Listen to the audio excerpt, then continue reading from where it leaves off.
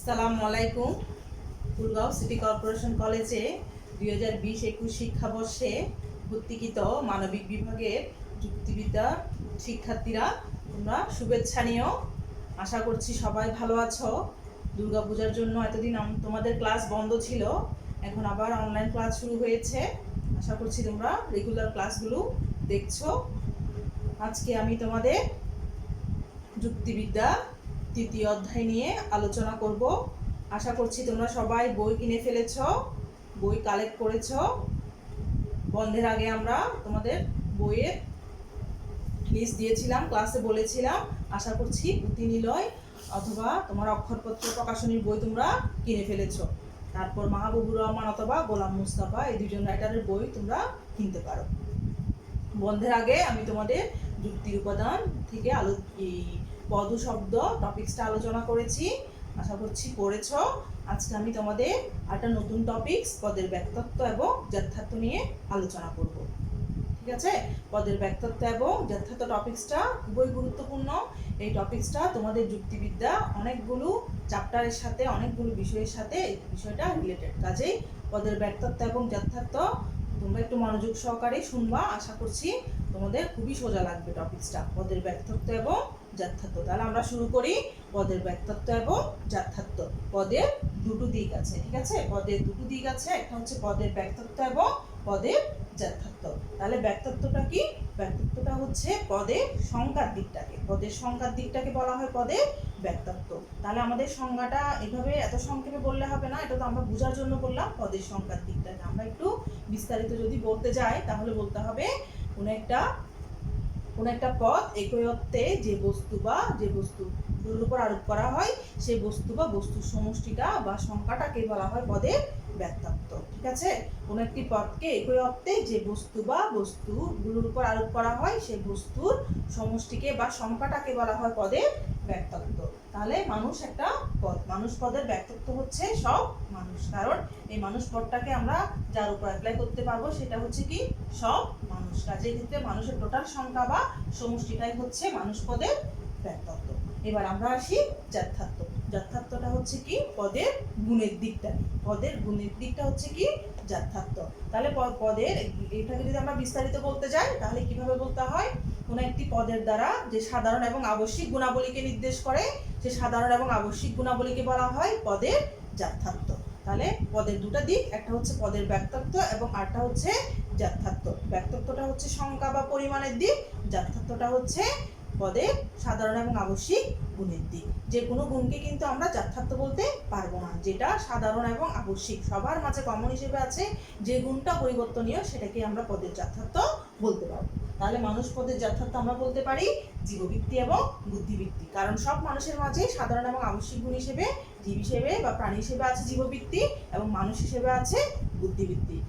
মানুষের মধ্যে অনেক গুণ আছে, সততা, নৈতিকতা, শিক্ষা, কিন্তু এগুলোকে আমরা যথার্থ বলতে পারবো না। সাধারণ এবং আবশ্যিক গুণ হচ্ছে কি জীববৃত্তি এবং বুদ্ধিবৃত্তি। কাজে মানুষ পদের ব্যক্তত্ব হচ্ছে সব মানুষ আর যথার্থ হচ্ছে জীববৃত্তি এবং বুদ্ধিবৃত্তি।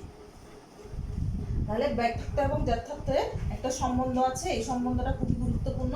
এই সম্বন্ধটা হচ্ছে আসলে ব্যক্তত্ব এবং যথার্থ এই দুটো জিনিসের মধ্যকার সম্বন্ধ হচ্ছে একটা বাড়লে আরেকটা কমে, একটা কমলে আরেকটা বাড়ে। তাহলে এদের মধ্যকার যে সম্পর্কটা সেটা হচ্ছে বাড়া কমার সম্পর্ক। সেই জন্য এটাকে বলা হয় ব্যক্তত্ব এবং যথার্থের বিপরীত অনুপাতের নিয়ম বলা হয়। ব্যক্তত্ব যথার্থের সম্বন্ধ বলা হয়, ব্যক্তত্ব যথার্থের বিপরীত অনুপাতের নিয়ম বলা হয়, আবার ব্যক্তত্ব যথার্থের হ্রাস বৃদ্ধির নিয়ম বলা হয়। তাহলে কেন বলা হচ্ছে এই নামগুলো? আসলে একটা বাড়লে আরেকটা কমে, একটা কমলে আরেকটা বাড়ে, সেজন্য এদের নামটা হচ্ছে ব্যক্তত্ব এবং যথার্থের হ্রাস বৃদ্ধির নিয়ম। তাহলে আমরা বলতে পারি ব্যক্তত্বের দিক থেকে ব্যক্তত্ব বাড়লে যথার্থ কমে, ব্যক্তত্ব কমলে যথার্থ বাড়ে। আবার বিপরীতভাবে আমরা যথার্থের দিক থেকে বলতে পারি যথার্থ বাড়লে ব্যক্তত্ব কমে, যথার্থ কমলে ব্যক্তত্ব বাড়ে। তাহলে এদের মধ্যকার যে সম্পর্কটা সেই সম্পর্কটাকে আমরা শুধুমাত্র বাড়ে কমে কমলে বাড়ে সেটা বললে হবে না, আমাদেরকে একটু বিস্তারিত উদাহরণ সহ একটু ব্যাখ্যায় আসতে হবে। তাহলে একটু আমি ব্যাখ্যা করি, তোমরা একটু মনোযোগ সহকারে শুনো। ব্যক্তত্ব বাড়লে যথার্থ কমে। তাহলে এখানে দেখা যাচ্ছে আমাদের সংখ্যা বা পরিমাণটা যখন বাড়বে আমাদের গুণটা কমবে। তাহলে এক্ষেত্রে আমরা উদাহরণ হিসেবে বলতে পারি মানুষ। মানুষ পদ, মানুষ এই পদে ব্যক্তত্বটা হচ্ছে কি সব মানুষ, আর যথার্থ হচ্ছে জীববৃত্তি এবং বুদ্ধিবৃত্তি। যখন আমরা এই মানুষ পদটার সাথে জগতের অন্যান্য সকল প্রাণীকেও যোগ করব, তখন আমাদের পদটা দাঁড়াবে কি সব প্রাণী বা সব জীব।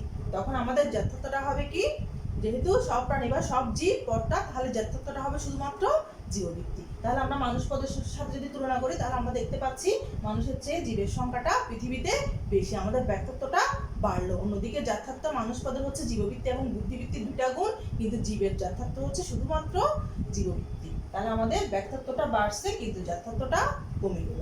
ঠিক আছে, এরপর আসি ব্যক্তত্ব কমলে যথার্থ বাড়ে। তাহলে এটা হচ্ছে আমাদের সংখ্যা বা পরিমাণটা কমলে আমাদের গুণটা বাড়ছে।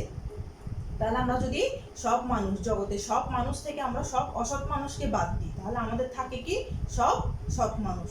তাহলে সব সৎ মানুষের সাথে যদি আমরা সব মানুষের কম্পেয়ার করি, সব মানুষের চেয়ে সব সৎ মানুষের সংখ্যাটা হচ্ছে কি কম, তাহলে আমাদের ব্যক্তিত্বটা কমে গেল, পাশাপাশি যথার্থটা বেড়ে গেল। কিভাবে বাড়লো? সব মানুষের যথার্থ হচ্ছে কি জীববৃত্তি এবং বুদ্ধিবৃত্তি, কিন্তু সব মানুষের যথার্থ জীববৃত্তি এবং বুদ্ধিবৃত্তির সাথে আরেকটা গুণ যোগ হবে, সেটা হচ্ছে সততা। তাহলে আমরা দেখতে পাচ্ছি যখন আমাদের ব্যক্তিত্বটা কমে গেল, আমাদের যথার্থটা বেড়ে গেল। তাহলে ব্যক্তিত্ব বাড়লে যথার্থ কমে, ব্যক্তিত্ব কমলে যথার্থ বাড়ে। এরপর আবার আমরা বিপরীতভাবে বলতে পারি যথার্থ বাড়লে ব্যক্তিত্ব কমে, মানে আমাদের গুণটা বাড়লে আমাদের সংখ্যাটা কমছে। তাহলে সেটা কিভাবে? তাহলে আমরা যদি যথার্থ বাড়ানোর জন্য মানুষ পদের যথার্থ জীববৃত্তি বুদ্ধিবৃত্তির সাথে আমরা আরো একটা গুণ সততা যোগ করি, তাহলে কি হচ্ছে আমাদের তিনটা যথার্থ দাঁড়াচ্ছে এক্ষেত্রে, জীববৃত্তি, বুদ্ধিবৃত্তি, সততা। তাহলে এই তিনটা গুণ আছে, এরকম পদটা হচ্ছে কি সব সৎ মানুষ। তাহলে আমরা যদি মানুষের সাথে এটা কম্পেয়ার করতে চাই, তাহলে মানুষ পদের যথার্থ হচ্ছে জীববৃত্তি, বুদ্ধিবৃত্তি। তাহলে এক্ষেত্রে জীববৃত্তি, বুদ্ধিবৃত্তি, সততা, তাহলে এক্ষেত্রে তিনটা গুণ দাঁড়াচ্ছে। তাহলে আমাদের যথার্থটা বেড়ে গেল। অন্যদিকে ব্যক্তিত্বটা হচ্ছে কি সব সৎ মানুষ, তাহলে সব মানুষের চেয়ে সব সৎ মানুষের সংখ্যাটা হচ্ছে আরো কম, সেজন্য আমাদের যথার্থটা বাড়লো কিন্তু ব্যক্তিত্বটা কমে গেল। এরপর আমরা গ হচ্ছে যথার্থ কমলে ব্যক্তিত্ব বাড়ে, মানে আমাদের গুণটা হচ্ছে কমলে আমাদের সংখ্যাটা বাড়বে। তাহলে এটার জন্য আমরা কি করব? আমরা যদি জীববৃত্তি এবং বুদ্ধিবৃত্তি এই দুইটা গুণ থেকে যদি আমরা বুদ্ধিবৃত্তি গুণটা বাদ দিই, তাহলে আমাদের যথার্থটা দাঁড়াচ্ছে শুধুমাত্র জীববৃত্তি। তাহলে শুধুমাত্র জীববৃত্তি আছে কার? তাহলে পদটা হবে কি তখন সকল জীব। তাহলে আমরা মানুষের সাথে যদি তুলনা করি জীববৃত্তি এবং বুদ্ধিবৃত্তি, এখান থেকে আমরা বুদ্ধিবৃত্তি বাদ দিলে কি থাকে? শুধুমাত্র জীববৃত্তি। তাহলে আমাদের যথার্থটা কমে গেল। অন্যদিকে ব্যক্তিত্বটা দাঁড়ালো কি শুধুমাত্র সকল জীব, তাহলে এক্ষেত্রে আমাদের ব্যক্তিত্বটা সব মানুষের চেয়ে বেড়ে গেল। ঠিক আছে, তাহলে আমরা দেখতে পাচ্ছি কিভাবে আমাদের ব্যক্তিত্বটা বাড়লে যথার্থ কমে, ব্যক্তিত্ব কমলে যথার্থ বাড়ে, যথার্থ বাড়লে ব্যক্তিত্ব কমে, যথার্থ কমলে ব্যক্তিত্ব বাড়ে। তোমরা যদি একটু বই থেকে জিনিসটা পড়ে নাও, আমার ক্লাসের সাথে মিলিয়ে আশা করছি তোমাদের বিষয়টা সোজা লাগবে। জিনিসটা যদিও নতুন, কিন্তু মনোযোগ সহকারে যদি শুনো বিষয়টা সোজা হয়ে যাবে। তাহলে ব্যক্তিত্ব বাড়লে যথার্থ কমে, আর অন্যদিকে হচ্ছে এদিকে যথার্থ কমলে ব্যক্তিত্ব বাড়ে। আমি এখানে একটা ছক লিখেছি, দেখো মাঝখানে দিয়ে লিখেছি পদ, আর একদিকে হচ্ছে ব্যক্তিত্ব এবং যথার্থ। আমি মুখে যেটা বলেছি, আমরা যদি দেখি পদ জীব থেকে মানুষ, মানুষ থেকে আমরা সৎ মানুষের দিকে যাই, আমরা দেখতে পাচ্ছি কি ব্যক্তিত্বটা কমছে। সকল জীবের চেয়ে পৃথিবীতে সকল মানুষের সংখ্যা কম, সকল মানুষের চেয়ে সকল সৎ মানুষের সংখ্যা আরো কম। অন্যদিকে বিপরীতভাবে আমরা দেখতে পাচ্ছি আমাদের ব্যক্তিত্বটা কমছে কিন্তু যথার্থটা বাড়ছে। জীবের যথার্থ হচ্ছে জীববৃত্তি, সকল মানুষের যথার্থ হচ্ছে জীববৃত্তি এবং বুদ্ধিবৃত্তি, এবং সৎ মানুষের যথার্থ হচ্ছে জীববৃত্তি, বুদ্ধিবৃত্তি, সততা। তাহলে আমরা দেখতে পাচ্ছি জীব থেকে মানুষ, মানুষ থেকে সৎ মানুষের ব্যক্তিত্বটা ক্রমে কমছে কিন্তু যথার্থটা বাড়ছে। আবার যদি সৎ মানুষ থেকে মানুষ, মানুষ থেকে জীবের দিকে যায়, তাহলে আমরা দেখতে পাচ্ছি ব্যক্তিত্বটা বাড়ছে এবং যথার্থটা কমছে। কাজে এখান থেকে আমাদের ব্যক্তিত্ব যথার্থের সম্পর্কটা সুস্পষ্ট হয় যে একটা বাড়লে আরেকটা কমে এবং একটা কমলে আরেকটা বাড়ে। এরপর এখানে আরেকটা বিষয় আছে, সেটা হচ্ছে ব্যক্তিত্ব এবং যথার্থের হ্রাস বৃদ্ধির নিয়মের অপূর্ণতা বা দোষ বা সমালোচনা বা সীমাবদ্ধতা। এক্ষেত্রে তোমাদের যে প্রশ্নটা হয়, উদ্দীপকটা হয়, সেটা হচ্ছে যুক্তিবিদ্যার ক্লাসে শিক্ষার্থীরা দুটি প্রত্যয় সম্পর্কে ধারণা লাভ করে। প্রত্যয় দুটি, একটি হচ্ছে পদের সংখ্যার দিক, আরটা হচ্ছে পদের গুণের দিক। শিক্ষার্থীরা যুক্তিবিদ্যার ক্লাসে দুটো প্রত্যয় সম্পর্কে সম্যকভাবে ধারণা লাভ করলো। তাহলে এক্ষেত্রে গ প্রয়োগে যে প্রশ্নটা আসে সেটা হচ্ছে উদ্দীপকে যুক্তিবিদ্যার ক্লাসে শিক্ষার্থীরা কোন দুটি প্রত্যয় সম্পর্কে ধারণা লাভ করলো। ঠিক আছে। তারপর উচ্চতর দক্ষতায় থাকে যে দুটি প্রত্যয় সম্পর্কে ধারণা লাভ করলো এর সম্পর্ক পাঠ্য বইয়ের আলোকে ব্যাখ্যা করো, বা এই জিনিসটা প্রয়োগও থাকতে পারে। দক্ষতায় আসে উদ্দীপকে যে দুটি বিষয়ের কথা বলা হয়েছে এর মধ্যে কোনো সীমাবদ্ধতা বা দোষ ত্রুটি আছে কি, পাঠ্য বইয়ের আলোকে ব্যাখ্যা করো। তাহলে এদের মধ্যকার যে দোষ ত্রুটি ব্যাখ্যার্থ এবং যথার্থের হ্রাসবৃদ্ধি নিয়মের অপূর্ণতা, দোষ বা সীমাবদ্ধতা আছে। তাহলে দোষ বা সীমাবদ্ধতাগুলো কি ধরনের?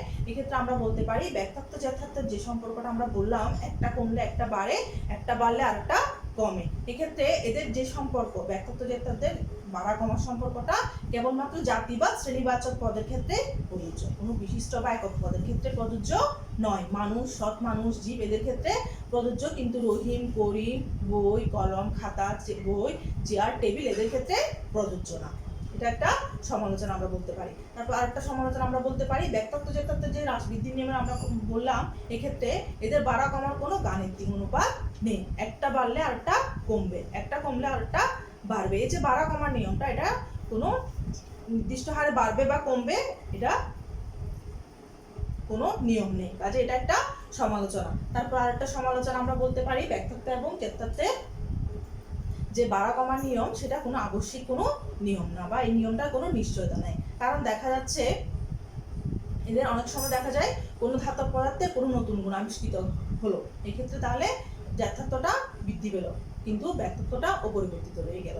তারপর আরেকটা সমালোচনা আমরা বলতে পারি ব্যাখ্যার্থ যথার্থের আমরা যে হ্রাস বৃদ্ধির নিয়মের কথা বললাম, এই নিয়মে বিষয়টা কোনো একটা নির্দিষ্ট পদ সম্পর্কে নয়। এক্ষেত্রে ব্যাখ্যার্থ বা যথার্থ বাড়া কমার সাথে আমাদের পদটা চেঞ্জ হয়ে যাচ্ছে। যেমন জীববৃত্তি এবং বুদ্ধিবৃত্তি, এই দুইটা পদ থেকে যখন আমরা বুদ্ধিবৃত্তিটা বাদ দিই তখন আমাদের যথার্থটা হচ্ছে জীববৃত্তি, তখন পদটাও চেঞ্জ হয়ে হচ্ছে মানুষ থেকে জীব।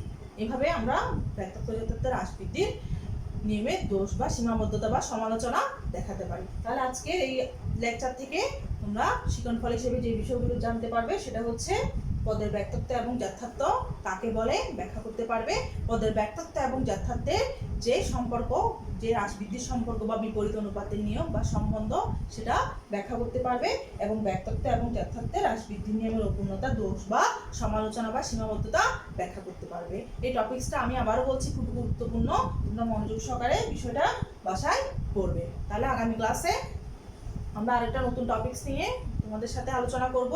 সবাই ভালো থেকো, আল্লাহ হাফেজ।